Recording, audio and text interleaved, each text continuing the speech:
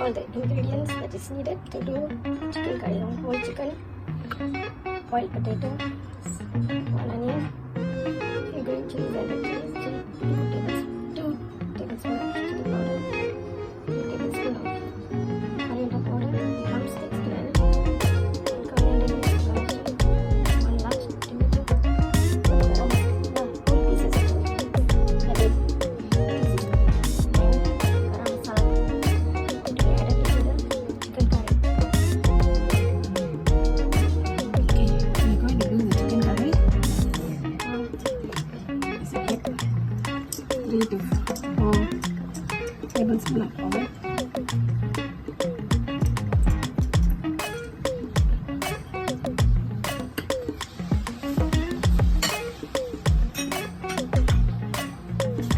Add the pieces of masala, add oil,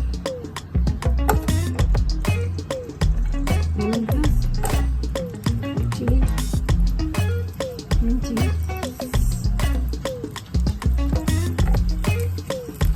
onions, garlic,